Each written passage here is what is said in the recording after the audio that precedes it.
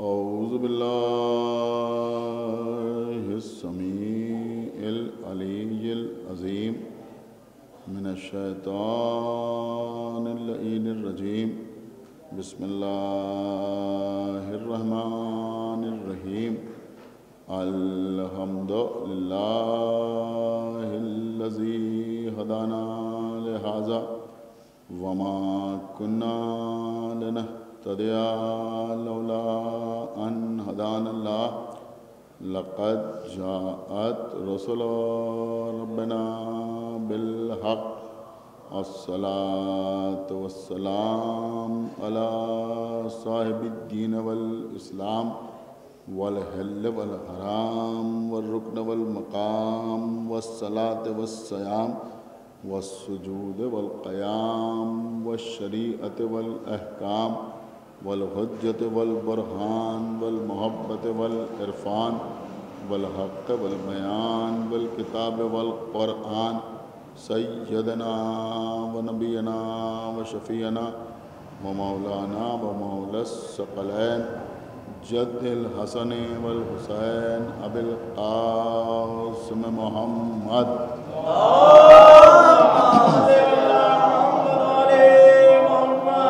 وعلى أهل بيته الطيبين الطاهرين المعصومين المظلومين المنتخبين المنتجبين الذين أذهب الله عنهم الرجس وطهرهم تطهيرا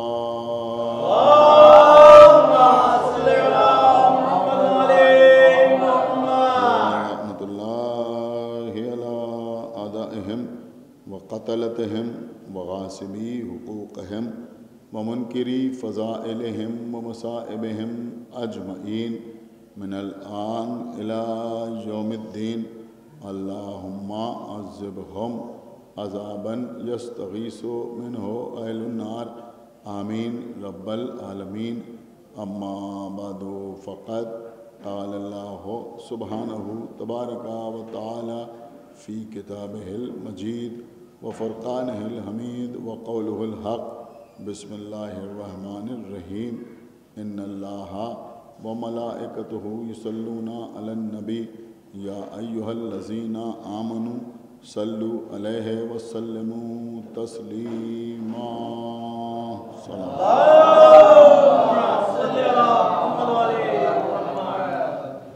حضرات، دنیا کا کوئی بھی خطیب یا ذاکر یا عالم اگر مجلس میں عنوان بیان کے طور پر قرآن کی کسی آیت کی تلاوت کا شرف حاصل کرتا ہے تو آیت کی تلاوت کے بعد اسے سامعین سے کہنا پڑتا ہے کہ صلوات، اور جب وہ کہتا ہے صلوات تو لوگ صلوات بھیجتے ہیں۔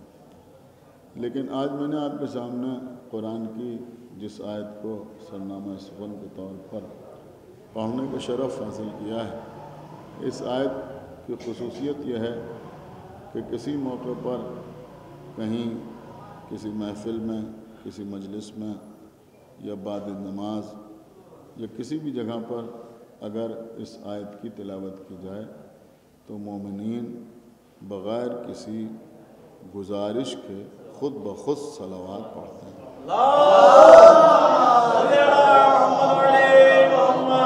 اس آیت میں ارشاد رب العزت ہو رہا ہے کہ اللہ اور اس کے ملائکہ نبی پر صلوات بھیجتے ہیں۔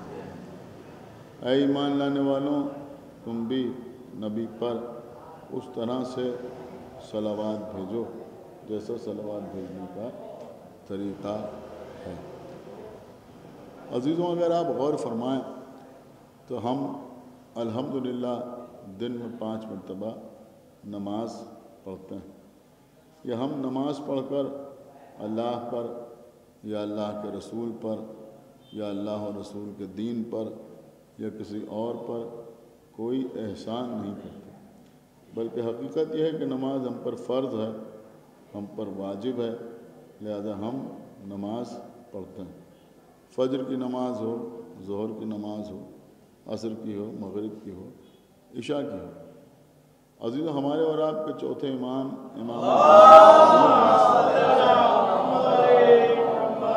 یعنی وہ ذات گرامی کہ جس کو سید الساجدین کہا جاتا ہے۔ سید الساجدین کا مطلب ہوا ساجدین کا سردار۔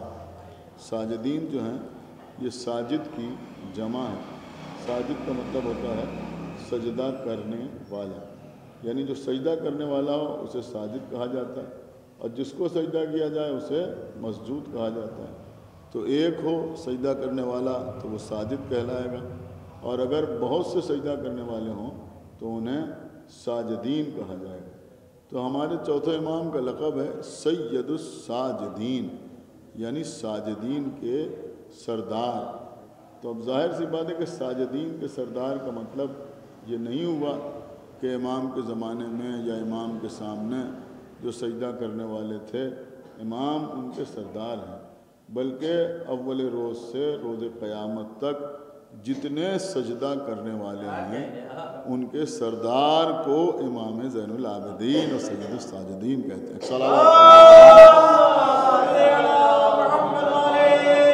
ساتھ ساتھ آپ کا دوسرا لقب ہے زین العابدین، یعنی عابدین کی زینت۔ عابد کہتے ہیں عبادت کرنے والے کو، بہت سے ہوں تو عابدین۔ تو زین العابدین یعنی عابدین کی زینت، جو عابدین کے لیے زینت ہو، وہ ہمارا چوتھا امام ہوتا ہے۔ تو ہمارے چوتھے امام ساری زندگی عبادت الہی میں گزر گئی۔ آپ ذرا غور کریں عزیزوں کہ عبادتوں کا مسئلہ یہ ہے کہ اکثر لوگ آپ کو اس طرح سے ملیں گے، وہ کہیں گے بھائی ہم فلاں مسجد میں جا کے نماز پڑھتے ہیں اس لیے کہ اس مسجد میں ذرا سکون کے ساتھ نماز پڑھ لیتے ہیں۔ اگر آپ محسوس کریں تو میں ایک جملہ آپ کی خدمت میں عرض کروں کہ سکون کے عالم میں نماز پڑھنا اور ہے، اور نماز پڑھنے میں سکون ملنا اور ہے۔ ایک صلوات پڑھا پر محمد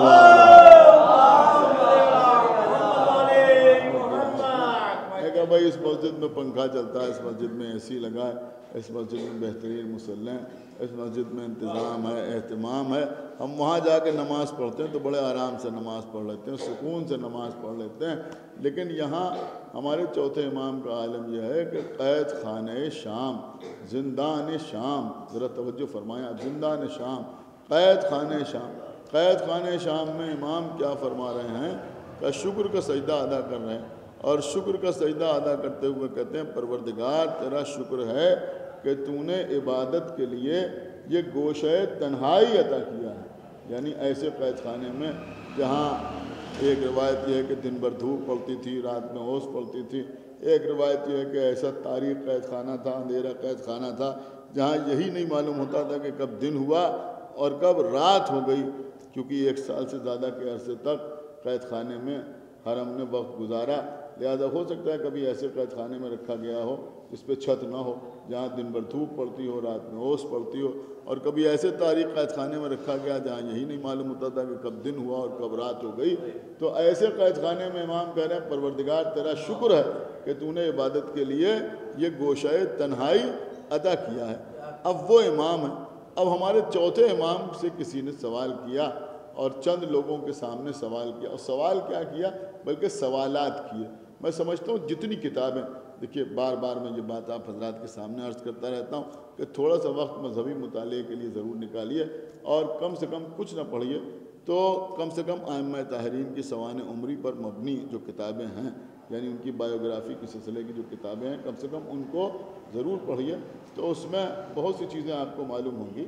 کسی کی لکھی ہوئی بھی کوئی کتاب مل جائے، میں سمجھتا ہوں بہترین کتاب 14 ستارے بھی ہے، علامہ نجم الحسن قراروی کی تحریر کردہ آسان اردو میں کتاب ہے، اور اس کو پڑھیے تو اس میں بہت سی چیزیں سامنے آئیں گی۔ جتنی کتابیں ہمارے امام زین العابدین علیہ الصلوۃ والسلام کے حالات پر مبنی موجود ہیں، کوئی بھی کتاب ہو، تو اب ظاہر سی بات ہے مختلف لوگوں نے کتابیں لکھی ہیں، کسی نے کوئی واقعہ لکھا، کسی نے اس کو نہیں لکھا، کسی نے اس روایت کو نقل کیا، کسی نے اس روایت کو نقل کیا، کسی نے یہ معجزہ لکھا، کسی نے وہ معجزہ لکھا۔ تو ایک کتاب میں سب کچھ تو نہیں ہے، لیکن جو واقعہ میں آپ کو سنانے جا رہا ہوں یہ میں سمجھتا ہوں کوئی کتاب ایسی نہیں ہے کہ جو امام زین العابدین کے سلسلے میں لکھی گئی ہو اور اس میں یہ واقعہ نہ لکھا گیا ہو کہ کسی نے امام سے پوچھا اور لوگوں کے سامنے پوچھا اور نماز کے بارے میں پوچھا کہ مولا تکملہ نماز کیا ہے، سوال یہ تھا کہ تکملہ نماز کیا؟ تکملہ نماز کا مطلب کیا ہوا کہ وہ کون سی شے ہے کہ جس سے نماز مکمل ہوتی ہے؟ وہ کون سی شے؟ نماز مکمل کس چیز سے ہوتی ہے؟ تو اب یہ کسی عالم کا فتویٰ نہیں ہے، کسی ذاکر کا بیان کرتا گوشہ نہیں ہے کہ کوئی کہے کہ صاحب یہ ذاکر ہمیں پسند نہیں، یا جس عالم کا فتویٰ آپ سنا رہے ہیں ہم اس کی تقلید میں نہیں ہیں، یا آپ کے امام کا قول ہے بھئی اگر اثنا عشری ہیں تو ماننا ہی پڑے گا۔ تو امام زین العابدین علیہ السلام نے فرمایا کہ تکملہ نماز ہے محمد و آل محمد پر صلوات۔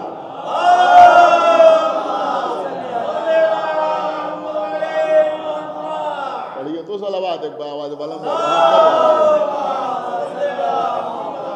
تکملہ نماز ہے، یعنی نماز جو مکمل ہوتی ہے وہ محمد و آل محمد پر صلوات پڑھنے سے مکمل ہوتی ہے۔ یعنی اگر سب کچھ کیا جائے لیکن نماز میں صلوات نہ پڑھی جائے تو اس وقت تک نماز مکمل نہیں ہوتی۔ تو اب اگر کوئی شیعہ ہے تو اس کے لیے تو امام کا قول جو ہے وہ حجت ہے، اور اگر شیعہ نہیں ہے تو خود امام شافعی یہ کہتے ہوئے نظر آ رہے ہیں کہ آل محمد تمہاری مدح کے لیے یہ کیا کم ہے کہ جب تک تم پر صلوات نہ پڑھی جائے نماز مکمل نہیں ہوتی۔ سمجھ رہے ہیں؟ تو یہ ایسا مسئلہ ہے جس میں شیعہ اور غیر شیعہ کے درمیان کسی قسم کا کوئی اختلاف نہیں ہے کہ جب تک محمد و آل محمد پر صلوات نہ پڑھی جائے اس وقت تک نماز مکمل نہیں ہوتی۔ اور یہ صلوات جو ہم پڑھتے ہیں یہ بھی اپنی مرضی سے نہیں پڑھتے، اپنے منشا سے نہیں پڑھتے، بلکہ اللہ نے حکم دیا ہے کہ تم محمد و آل محمد پر صلوات پڑھو، تو ہم صلوات پڑھتے ہیں۔ اب دیکھیں ہم جتنے اعمال و افعال انجام دیتے ہیں سب اللہ ہی کے حکم سے تو انجام دیتے ہیں۔ نماز پڑھتے ہیں کیوں پڑھتے ہیں؟ کہ اللہ نے کہا اقیموا الصلاۃ، تو ہم نماز پڑھتے ہیں، تبھی تو پڑھتے ہیں نا۔ اللہ نے کہا کتب علیکم الصیام، کہ تمہارے اوپر روزے لکھ دیے گئے، تو ہم روزہ رکھتے ہیں۔ تو جو اللہ حکم دیتا ہے وہی عمل تو ہم کرتے ہیں۔ لیکن آپ پورا قرآن کھنگال ڈالیے، نماز ہو یا روزہ ہو یا حج ہو یا زکوٰۃ ہو، جتنے احکام اللہ نے دیے ہیں، چاہے وہ آتوا الزکوٰۃ ہو، سمجھنا واقیم الصلاۃ ہو، جتنے بھی احکامات اللہ نے دیے ہیں، کہیں یہ شان آپ کو نظر نہیں آئے گی کہ اللہ کہے کہ میں بھی نماز پڑھتا ہوں اور تم بھی نماز پڑھو۔ سننا، میں بھی روزہ رکھتا ہوں اور تم بھی روزہ رکھو، میں بھی حج کے لیے جاتا ہوں اور تم بھی حج کے لیے جاؤ۔ کہا صاحب اگر یہ تصور بھی کر لیں کہ اللہ نماز پڑھتا ہے تو ہم مسلمان نہ رہیں۔ آپ میری بات سمجھ رہے ہیں یا نہیں سمجھ رہے ہیں؟ اگر یہ تصور کر لیں کہ اللہ بھی نماز پڑھتا ہے یا اللہ روزہ رکھتا ہے، میں کہا بھئی وہ معبود ہے، عابد تھوڑی ہے، وہ مسجود ہے، ساجد تھوڑی ہے۔ تو نہ اللہ سجدہ کرتا ہے، نہ اللہ رکوع کرتا ہے، نہ اللہ قیام کرتا ہے، نہ اللہ قرات کرتا ہے۔ یعنی نماز میں جتنے ارکان آپ بجا لاتے ہیں ان میں کوئی رکن ایسا نہیں ہے جو اللہ بھی کرتا ہو اور ہم بھی کرتے ہو۔ نہ اللہ روزہ رکھتا ہے، نہ اللہ حج کرتا ہے، نہ اللہ زکوٰۃ دیتا ہے، تو کوئی کام اللہ نہیں کرتا۔ لیکن صلوات وہ عمل ہے کہ اللہ کہہ رہا ہے اللہ بھی صلوات بھیجتا ہے، اس کے ملائکہ بھی صلوات بھیجتے ہیں، اور ایمان لانے والوں تم بھی صلوات بھیجو۔ سمجھ رہے ہیں؟ جو صلوات کی شان۔ اور بہرحال یہ چھوٹی چھوٹی باتیں ہیں، میں صرف اس لیے عرض کر رہا ہوں کہ جو بچے ہیں وہ اپ ڈیٹ ہوتے رہیں، ورنہ میرے خیال میں سارے لوگ ان باتوں کو جانتے ہیں کہ ہمارے معصومین نے دعا کرنے کے سلیقے بھی سکھائے۔ تو جو دعا کرنے کے سلیقے سکھائے گئے اس میں یہ بھی بتایا گیا ہے کہ جب اپنی حاجت بیان کرو تو پہلے محمد و آل محمد پر صلوات پڑھو، اور اس کے بعد اپنی حاجت بیان کرو، اور جب حاجت بیان کر دو تو پھر صلوات پڑھو۔ سمجھ رہے ہیں؟ پھر صلوات پڑھو۔ اور عزیزوں اگر آپ معصومین کے اقوال پڑھیں تو آپ کو اس بات کا بھی اندازہ ہوگا کہ جتنا کثرت سے صلوات پڑھو، یعنی جتنی دیر دعا کی تو اس کا آدھا حصہ مثلا صلوات ہی میں گزار دیا۔ بہت توجہ آپ حضرات کی چاہتا ہوں، یا 60% یا 70%، یہاں تک معصومین نے فرمایا ہے کہ اگر کوئی اپنی کسی غرض کے لیے، اپنی کسی حاجت کے لیے ہاتھوں کو بلند کرے دعا کے لیے، اور صلوات پڑھتے پڑھتے پڑھتے پڑھتے بھول جائے کہ اللہ سے کیا مانگنا تھا اور دعا ختم کر دے، تب بھی اللہ اس کی حاجت کو پورا کرتا ہے۔ صلوات پڑھے پر محمد و آلہ، تب بھی اللہ اس کی حاجت کو پورا کرتا ہے۔ تو یہ محمد و آل محمد پر صلوات یہ کوئی معمولی چیز نہیں ہے۔ اور میں یہ بھی آپ کی خدمت میں عرض کروں گا کہ آپ اللہ کا جتنا شکر ادا کریں اتنا کم ہے۔ ہمارے علاوہ کسی اور مجمع میں آپ کو یہ منظر نظر نہیں آئے گا کہ کسی کا بڑے سے بڑا مقرر ہو اب وہ کہے صلوات، اور لوگ ایسی روانی سے صلوات پڑھتے ہیں جیسے آپ پڑھ دیتے ہیں۔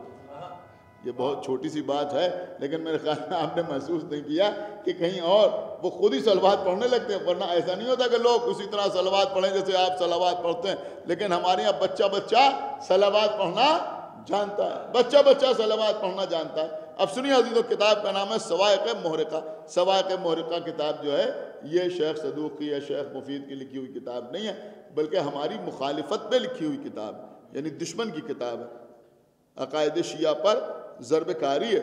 انہوں نے اپنے اعتبار سے ہمارے تمام عقائد کے اوپر بجلیاں گرائی ہیں، اس کا نام ہی رکھا ہے صواعق محرقہ، یعنی جلا دینے والی بجلیاں۔ اس کتاب میں تحریر ہے کہ کسی نے پیغمبر اسلام سے یہ سوال کیا کہ اللہ کے رسول ہم آپ پر صلوات کیسے بھیجیں؟ تو پیغمبر نے فرمایا کہ مجھ پر بطرا صلوات نہ بھیجنا۔ مطلب کیا ہوا؟ مطلب مجھ پر نامکمل صلوات نہ بھیجنا، انکمپلیٹ صلوات مجھ پر نہ بھیجنا، بلکہ مجھ پر مکمل صلوات بھیجنا، کامل صلوات بھیجنا۔ تو پوچھنے والے نے پوچھا کہ اللہ کے رسول یہ ناقص صلوات کون سی ہے اور کامل صلوات کون سی ہے؟ کہ ناقص صلوات وہ ہے جو میرے نام پہ آ کر رک جائے، سمجھ رہا، اور کامل صلوات وہ ہے کہ جس میں میری آل کو شامل کیا جائے۔ اور کیا آپ نے تو بھئی ایک اصول تو میرے خیال میں سب کی سمجھ میں آ گیا کہ اگر محمد کے نام پر رک جائے تو صلوات ناقص ہے، اور اگر آل کا ذکر ہو تو کامل ہے۔ میں سمجھتا ہوں اسی اصول کو آگے بڑھا لیجئے۔ اب اگر کلمہ بھی محمد کے نام پر رک جائے، ایک صلوات پڑھے پر محمد وآل محمد،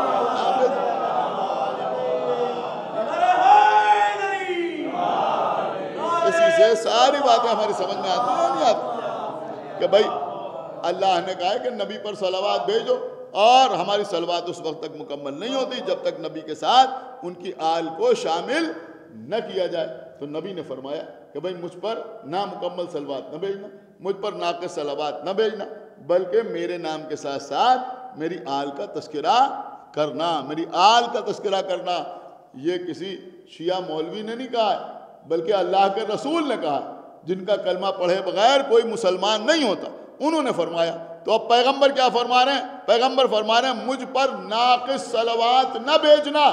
اور آج ساری دنیا کے مسلمان پیغمبر کا نام لے رہے ہیں تو کیا کہہ رہے ہیں؟ صلی اللہ علیہ وسلم۔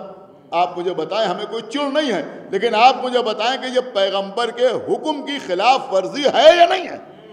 یعنی پیغمبر اسلام نے جب فرمایا ہے کہ بھئی مجھ پر ناقص صلوات نہ بھیجنا، تو اب اگر اس طرح سے پیغمبر پر صلوات بھیجی جا رہی ہے تو یہ ہماری مخالفت نہیں ہو رہی ہے، بلکہ یہ پیغمبر کے حکم کی مخالفت ہو رہی ہے۔ اب پیغمبر نے اتنا زور کیوں دیا یہ بھی سمجھیے۔ اب پیغمبر نے اپنی طرف سے تو زور دیا نہیں، جو اللہ کا حکم ہے وہ پیغمبر نے لوگوں تک پہنچایا۔ دیکھیں قبلہ، بات یہ ہے کہ آپ سمجھتے ہیں یہ صلوات، آپ تو عادی ہو گئے، اللہم صلی علی محمد وآل محمد، اللہم صلی علی محمد وآل محمد، نہ معلوم دن میں کتنی مرتبہ آپ صلوات پڑھتے ہیں، لہذا آپ کو احساس نہیں ہوتا۔ آپ کو معلوم ہے سورہ کوثر کیوں نازل ہوا تھا؟ کہ سورہ کوثر اس لیے نازل ہوا تھا کہ لوگ پیغمبر کو ابتر کہنے لگے تھے۔ ابتر، ابتر کا مطلب کیا ہوتا ہے؟ جس کی نسل منقطع ہو گئی ہو، نسل ہی جس کی منقطع ہو جائے، یعنی اس کا کوئی بیٹا نہ ہو۔ اب جب بیٹا نہیں ہے تو اس کی نسل آگے کہاں بڑھے گی؟ تو جس کی نسل منقطع ہو جائے اسے کہتے ہیں ابتر۔ تو چونکہ پیغمبر کے تین بیٹے بچپنے میں وفات پا گئے، لہذا لوگ پیغمبر کو ابتر کہنے لگے کہ ان کی نسل منقطع ہو گئی۔ اللہ نے کہا انا اعطیناک الکوثر، ہم نے آپ کو کوثر عطا کی ہے، یعنی ہم نے آپ کو نسل کثیر عطا کی ہے۔ آپ شاید غور نہیں کر رہے ہیں، میں بہت بڑی بات آپ کی خدمت میں عرض کر رہا ہوں۔ یہ جو آپ صلوات پڑھتے ہیں اس میں آل کو کیوں شامل کیا جاتا ہے؟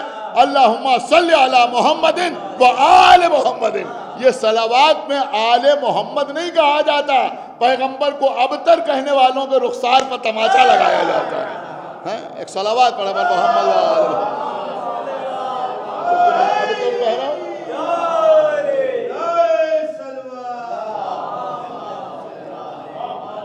تم پیغمبر کو ابتر کہہ رہے ہو، لیکن ان کی آل کا تذکرہ آج تک صلوات میں ہو رہا ہے، اور اس وقت تک نماز نہیں ہوتی جب تک اس میں ان پر صلوات نہ بھیجی جائے۔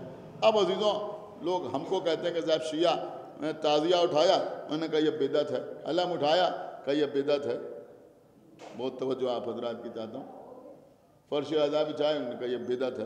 فرش بچھایا اعضا کا، انہوں نے کہا یہ بدعت ہے. صف اعضا بچھائی، کہا یہ بدعت ہے. تورک تقسیم کیا، کہا یہ بدعت ہے. بدعت کا مطلب کیا ہوا؟ کہ بدعت وہ اعمال ہیں جو رسول کے زمانے میں نہ ہوئے ہوں یا جن کا رسول اللہ نے حکم نہ دیا ہو. بھیا ہماری کتاب میں نہیں، آپ کی کتاب ہے کہ پیغمبر نے فرمایا کہ جب مجھ پر صلوات بھیجو تو میرے ساتھ میری آل کو شامل کرو. خالی مجھ پر صلوات نہ بھیجو بلکہ میرے ساتھ میری آل کو شامل کر لو. اب آپ مجھے پیغمبر اسلام کی کوئی حدیث ایسی دکھائیں کہ جس پہ پیغمبر نے فرمایا کہ میرے ساتھ میری آل کو بھی شامل کرو، میری ازواج کو بھی شامل کرو، میرے اصحاب کو بھی شامل کرو. کبھی پیغمبر نے کہا؟ کوئی ایک حدیث کسی کے پاس ہے، ہماری نہیں اپنی ہی کی کتاب سے دکھا دو کہ پیغمبر نے کہا کہ دیکھو جب بھی مجھ پر صلوات بھیجنا تو جب میری آل کا تذکرہ کرنا تو آل کے ساتھ ساتھ ازواج کا بھی تذکرہ کرنا اور اصحاب کا بھی تذکرہ کرنا. لیکن یہاں عالم کیا ہے کہ آل کا تو نام مجبوراً لینا پڑا اس لیے کہ پیغمبر نے کہا تھا. آپ غور نہیں کر رہے ہیں. اب کس طرح سے صلوات بھیجی جا رہی ہے کہ اللہم صلی علی محمد وعلی آلہ وَأَصْحَابِهِ وَأَزْوَاجِهِ. غور کر رہے ہیں آپ؟ تو بھیا یہ آل کے بعد اصحابہی و ازواجہی کیوں کہا جا رہا ہے؟ میں بڑی قیمتی بات آپ کی خدمت میں عرض کر رہا ہوں. دیکھیں یہاں جو پڑھے لکھے حضرات بیٹھے ہیں، میں سمجھتا ہوں کہ اس نقطے کو سمجھیں گے ضرور جو میں عرض کر رہا ہوں. لیکن ایسے ہی صلوات نہیں بھیجتے. جب یہ صلوات بھیجتے ہیں تو اس کے آگے کیا کہتے ہیں؟ اس کے آگے کیا کہتے ہیں؟ ذرا آپ غور کیجئے جو میں عرض کر رہا ہوں. اس کے آگے کیا کہتے ہیں؟ میں نے کہا اللہم صلی علی محمد وعلی آلہ واصحابہ وازواجہ. اس کے بعد کہتے ہیں کما صلیت علی ابراہیم وآل ابراہیم. آپ نے غور نہیں کیا میں کیا عرض کر رہا ہوں؟ کہہ رہے پروردگار تو رحمت نازل فرما محمد پر اور ان کی آل پر، اب اضافہ کر لیا اور ان کی ازواج پر اور ان کے اصحاب پر. پھر کیا کہنا ہے؟ جیسے تو نے رحمت نازل کی ابراہیم پر اور ان کی آل پر. غور نہیں کیا آپ نے؟ ارے بھیا جب یہاں اصحاب و ازواج کا اضافہ کر رہے ہو تو پھر ابراہیم کے نام کے ساتھ بھی تو کرو. سمجھ رہے ہیں آپ یا نہیں سمجھ رہے ہیں؟ بھئی وہاں بھی تو کہو کہ جس طرح سے تو نے ابراہیم پر، ان کی آل پر، ان کی ازواج پر، ان کے اصحاب پر. لیکن وہاں نام نہ لینا یہ بتاتا ہے کہ یہاں بھی صلوات جو ہے وہ صرف اور صرف آل کے لیے مخصوص ہے.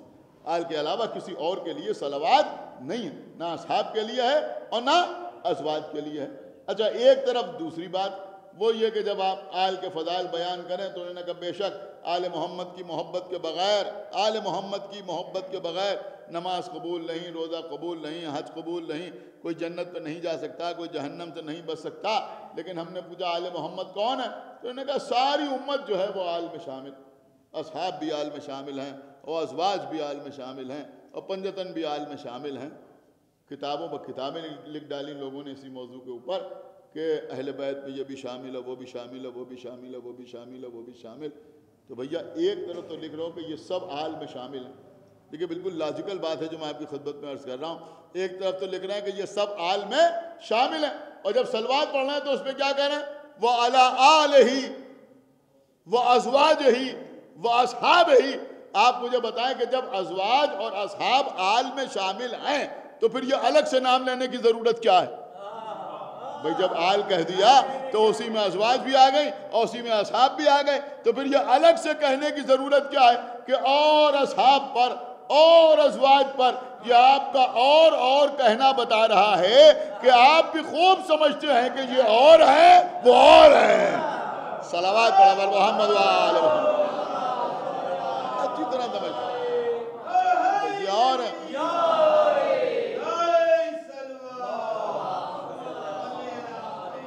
بس عزیزوں بات کو تمام کر رہا ہوں اس لیے کہ اختصار پیش نظر ہے، مرحومہ کو اصالہ ثواب بھی ہو جائے اور چند باتیں آپ حضرات تک پہنچ بھی جائیں.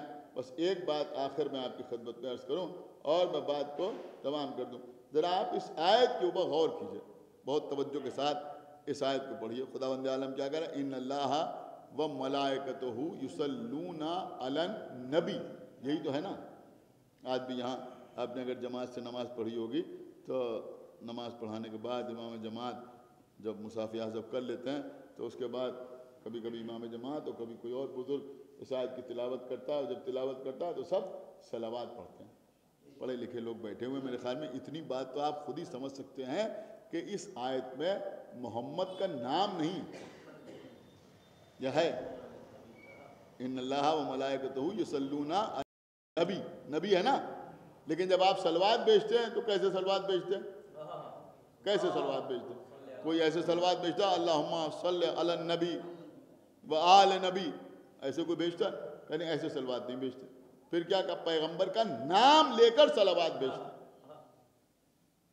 آپ مجھے بتائیے کہ اگر نام نہ لیں خالی نبی کہیں تو کیا حرج ہے؟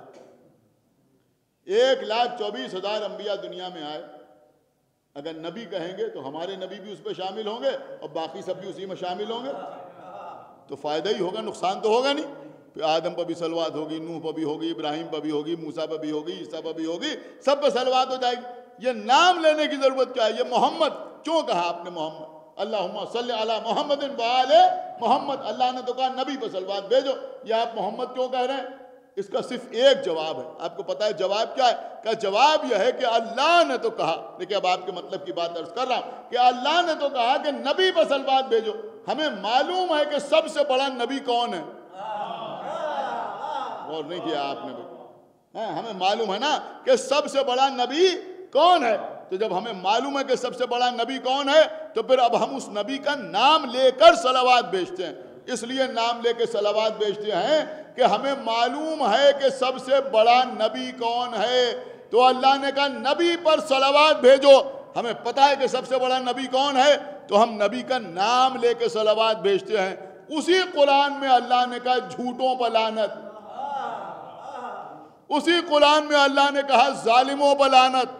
تو بھیا جن عقل مندوں کو یہ معلوم ہے کہ سب سے بڑا نبی کون ہے تو وہ نبی کا نام لے کے صلوات پڑھتے ہیں.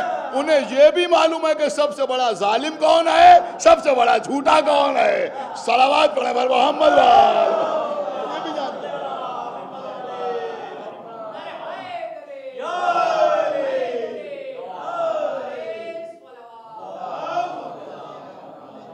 یہ جانتے ہیں نا کہ سب سے بڑا نبی کون ہے، اور وہ یہ بھی جانتے ہیں کہ سب سے بڑا جھوٹا کون ہے، تو وہاں بھی نام لے کے لعنت کرتے ہیں. اور یہ بھی جانتے ہیں کہ سب سے بڑا ظالم کون ہے تو وہاں بھی نام لے کے لعنت کرتے ہیں.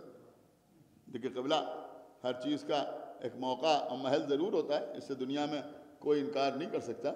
لیکن جو بات میں آپ کی خدمت میں عرض کر رہا ہوں کہ اس قسم کی باتیں کرنا، انہوں نے کہا یہ نام کچھ مقدس ہستیوں کے بھی تھے، ان کے بیٹوں کا بھی یہ نام تھا، ان کے بیٹوں کا بھی یہ نام تھا، اور یہ تھا وہ تھا، لہٰذا اگر نام لے کے لعنت کریں گے تو لعنت ادھر بھی چلی جائے گی. یہ کون سی بات ہوئی بھائی؟ آپ غور نہیں کر رہے میں کیا عرض کروں؟ یہ کون سی بات ہوئی؟ بہت توجہ آپ حضرات کی چاہتا ہوں. ارے بھائی مجلس ہو رہی ہے یہاں کسی مرحومہ کے اصالہ ثواب کی، نہ معلوم کتنی بار ذاکر ممبر پہ آتا ہے، کوئی پرچی نہیں دیتا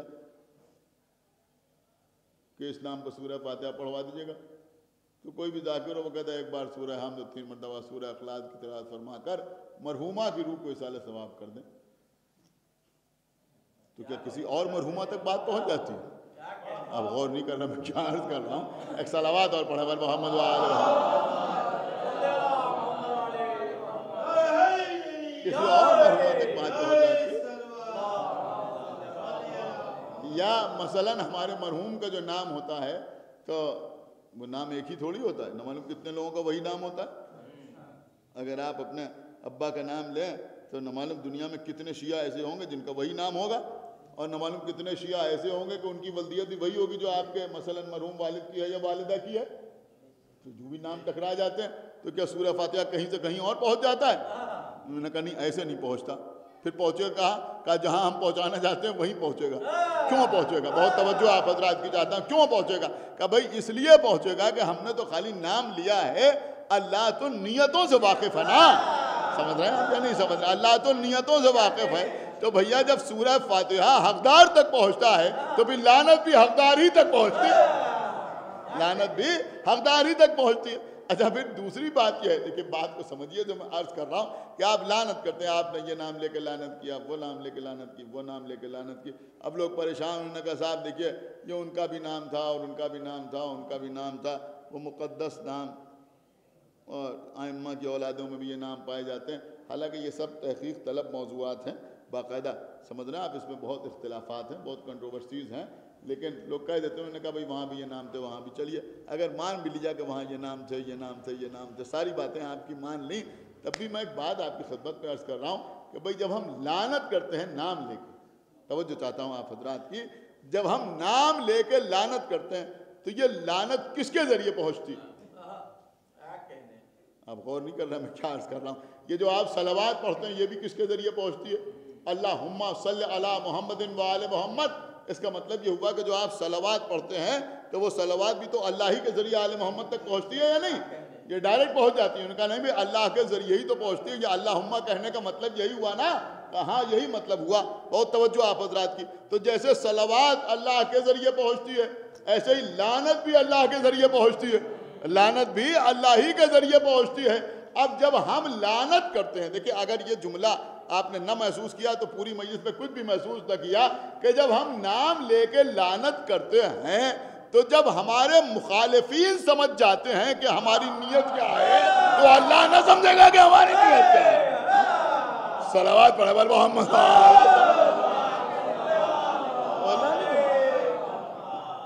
کیا لوگ سمجھتے ہیں کہ صاحب یہ تھا وہ تھا وہ تھا؟ بہرحال اس سلسلے میں بہت سی باتیں آپ کی خدمت میں عرض کر سکتا ہوں، لیکن میں نے بات کو تمام کیا کہ آج تو لوگ اس حد تک آ گئے ہیں، انہوں نے کہا صاحب یزید پر بھی لعنت نہ کیجئے، یزید پر بھی لعنت نہ کیجئے۔ کیوں نہ کیجئے؟ میں نے کہا ہو سکتا ہے یزید کو بخش دیا جائے، اور اگر اس کو بخش دیا گیا تو پھر آپ کا کیا ہوگا؟ عجب لاجک ہے، عجب لاجک ہے۔ کربلا میں امام حسین کو قتل کر کے، ان کے پورے گھر کو تہہ تیغ کر کے، خیموں میں آگ لگا کے، بیویوں کو قید کر کے، ان کو قید خانے میں رکھ کر، اتنے بڑے بڑے ظلم کر کے یزید بخشا جا سکتا ہے اور خالی اس پر لعنت کر کے ہم نہیں بخشے جا سکتے؟ یعنی عجب لاجک ہے یا نہیں ہے؟ سمجھ میں آتی ہے آج؟ اتنے بڑے بڑے گناہ کر کے وہ بخشا جا سکتا ہے اور خالی اس پر لعنت کر کے ہم نہیں بخشے جا سکتے؟ تو عزیزو یہ بھی عجیب و غریب مسئلہ ہے۔ حالانکہ ہمارے یہاں تو الحمدللہ یزید کے سلسلے میں کسی قسم کا مومنین کے درمیان یا ہمارے علماء کے درمیان اختلاف ہی نہیں ہے کہ یزید قابل لعنت ہے، کسی قسم کا اختلاف نہیں ہے، لیکن اور لوگوں میں باقاعدہ یزید کے سلسلے میں اختلافات پائے جاتے ہیں۔ صاحب سواق محرقہ نے لکھا ہے کہ یزید کے سلسلے میں ہمارے یہاں 3 مذاہب پائے جاتے ہیں۔ انہوں نے کہا کچھ لوگ وہ ہیں جو یزید کو امام سمجھتے ہیں، امام سمجھتے ہیں، ایسے بھی جو امام سمجھتے ہیں، اور وہ یہ کہتے ہیں کہ امام حسین کو اس کی اطاعت معاذ اللہ کرنا چاہیے۔ پھر وہ کہتے ہیں کچھ لوگ وہ ہیں جو اسے امام تو نہیں سمجھتے لیکن مسلمان سمجھتے ہیں، وہ سمجھتے ہیں اس سے غلطی ہو گئی، خطا ہو گئی، لیکن قتل حسین کی وجہ سے اس کا کفر ثابت نہیں ہے، لہذا اس پر لعن طعن جائز نہیں ہے۔ پھر انہوں نے لکھا کہ تیسرا گروہ وہ ہے کہ جو یزید کو قابل لعنت سمجھتا ہے، سمجھ رہے ہیں آپ؟ یزید کو قابل لعنت سمجھتا ہے، اور وہ یہ سمجھتے ہیں کہ امام حسین علیہ السلام کو قتل کرنے کی وجہ سے اس کا اسلام سے کوئی تعلق باقی نہیں رہ گیا، وہ ہے قابل لعنت۔ اس کے بعد انہوں نے ایک جملہ لکھا ہے، میں سمجھتا ہوں پوری مجلس میں سب سے بہتر جملہ ہے جو میں آپ کی خدمت میں عرض کر رہا ہوں۔ انہوں نے لکھا لیکن وہ لوگ بھی یزید پر لعن طعن کو مناسب اس لیے نہیں سمجھتے کہ اگر یزید پر لعنت کی جائے گی تو کچھ اور لوگوں کے لیے لعنت کے دروازے کھل جائیں گے۔ سمجھ رہا ہے؟ صلوات پڑھا بر محمد و آل محمد۔ سارا مسئلہ جو ہے وہ یہی ہے کہ لوگ سوچتے ہیں صاحب اگر یزید پر لعنت کی جائے گی تو کچھ اور لوگوں کے لیے بھی لعنت کے دروازے کھل جائیں گے۔ بھئی کوئی کہے گا یا نہیں کہے گا کہ جب آپ امام حسین کے قاتل پر لعنت کر رہے ہیں تو حسین کی ماں فاطمہ زہرا کے قاتل پر لعنت کیوں نہیں کر رہے؟ جب آپ امام حسین کے خیموں میں آگ لگانے والوں پر لعنت کر رہے ہیں تو جنہوں نے بی بی زہرا کا دروازہ جلایا، جزاکم اللہ خیر الجزا، خدا آپ کو کسی غم میں نہ رلائے سوائے غم امام حسین علیہ السلام۔ ایک مرحومہ کے ایصال ثواب کی مجلس ہے، خداوند عالم مغفرت فرمائے، درجات میں اضافہ فرمائے، ان کے متعلقین کو صبر جمیل عطا فرمائے۔ اس مجلس سے بڑھ کے ایصال ثواب کی کوئی اور صورت نہیں، اس مجلس امام حسین علیہ السلام کی اہمیت کیا ہے، یہ تو کوئی امام زین العابدین علیہ السلام سے پوچھے۔ بس 2 یا 3 منٹ کے اندر مجلس تمام ہو رہی ہے۔ وہ واقعہ یاد کیجئے کہ جب امام کی خدمت میں ایک شخص آتا ہے اور آگے کہتا ہے مولا میری بیٹی کی شادی ہے، اگر آپ تشریف لے آئیں تو بڑی عزت افزائی ہوگی۔ امام نے فرمایا بھائی اللہ تیری بیٹی کو، تیرے داماد کو سلامت رکھے، خوش رکھے، آباد رکھے، لیکن جب سے ہمارے بابا مارے گئے ہمارا دل نہیں چاہتا کسی تقریب مسرت میں شرکت کرنے کا۔ واپس ہوا، ایک اور چاہنے والے سے امام کی ملاقات ہوئی، اس نے کہا کہاں سے آ رہے ہو؟ کہا امام کے پاس سے آ رہے۔ کہ یہ چہرے پر مایوسی کیسی ہے، امام کے پاس سے آ رہے ہو؟ کہ میں امام کے پاس گیا تھا، ان کو دعوت دی، لیکن انہوں نے یہ کہہ کے آنے سے انکار کر دیا کہ جب سے ہمارے بابا مارے گئے ہم کسی تقریب مسرت پہ شرکت نہیں کرتے۔ اس نے کہا تم نے بھی تو غضب کیا، ارے جس کا بھرا گھر کربلا میں برباد ہو گیا، تم اس کے دروازے پر نوید مسرت لے کے چلے گئے۔ اس نے کہا میں امام کا دل دکھانا نہیں چاہتا تھا، میں تو صرف یہ چاہتا تھا کہ امام میرے گھر میں آ جائیں، تشریف لے آئیں۔ اس نے کہا کہ اگر تم امام کو صرف بلانا چاہتے ہو تو ایک بار پھر چلے جاؤ، جا کے کہنا کہ ہم نے اپنے گھر میں آپ کے بابا کی عزا کا اہتمام کیا ہے، مجلس کا انتظام کیا ہے، دیکھو کہ امام آتے ہیں یا نہیں آتے ہیں۔ عزیزوں چاہنے والا تھا، شادی کے گھر میں مجلس امام حسین کا انتظام کیا۔ یا ہمارے گھروں میں اگر کوئی لڑکا دولہا بنتا ہے یا کسی کی بیٹی دلہن بنتی ہے تو یہ جو گھر کی خواتین کھڑے ہو کے ماتم کرتی ہیں، یہ میں سمجھتا ہوں ماتم نہیں کیا جاتا، کربلا والوں کو مہمان بلایا جاتا ہے۔ ہاں عزیزوں، یا اس نے شادی کے گھر میں مجلس کا اہتمام کیا۔ ذاکر ممبر پہ گیا، امام زین العابدین علیہ السلام وقت مقررہ پر تشریف لائے، اس نے لے جا کے امام کو ممبر کے قریب بٹھایا۔ ذاکر نے مصائب پڑھنا شروع کیے، لوگ رونے لگے، گریہ ہوتا رہا، بآواز بلند لوگ گریہ کرتے رہے، یہاں تک کہ جب مجلس تمام ہو گئی تب بھی لوگ گریہ کرتے رہے۔ صاحب خانہ نے سوچا کہ سب سے پہلے امام کا شکریہ ادا کیا جائے۔ ممبر کے قریب آ کے دیکھا امام کہیں نظر نہ آئے، علماء کے درمیان ڈھونڈا امام نہ ملے، شعراء کے درمیان تلاش کیا امام نہ ملے، بزرگوں کے درمیان دیکھا امام نہ ملے، جوانوں کے درمیان گیا امام کو نہ پایا، ڈھونڈتا ہوا گھر کے دروازے پہ آیا۔ آگے کیا دیکھا کہ جہاں آقا حسین کے چاہنے والوں نے اپنی نالینیں اتاری ہیں، اپنی جوتیاں اتاری ہیں، امام وہاں تشریف فرما ہیں اور وہ خدمت انجام دے رہے ہیں جو ہم بیان نہیں کر سکتے۔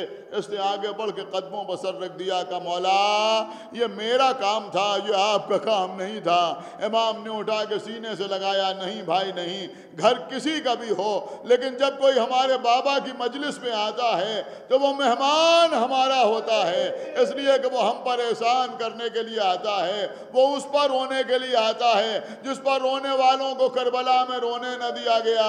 ارے میرے بابا کے قتل کے بعد اگر میری پھوپھی زینب روتی تھی تو تازیانے لگائے جاتے تھے، اگر سید سجاد روتے تھے تو نیزے سے اذیت دی جاتی تھی، اگر میری بہن سکینہ روتی تھی تو رخساروں پر تماچے لگائے جاتے تھے۔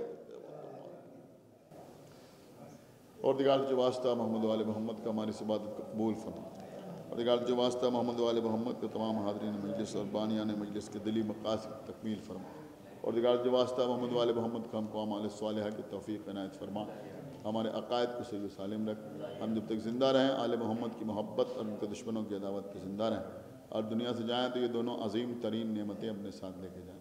پروردگار جلد از جلد ہمارے امام زمانہ کا ظہور فرما اور ان کا اصحاب و انصار میں ہمارا شمار فرما۔ حضرات ایک مرتبہ سورہ فاتحہ اور 3 مرتبہ سورہ اخلاص کی تلاوت فرما کر نغمہ تقی مرحومہ بنت سید تقی حسین۔ بسم اللہ الرحمن الرحیم، الحمدللہ۔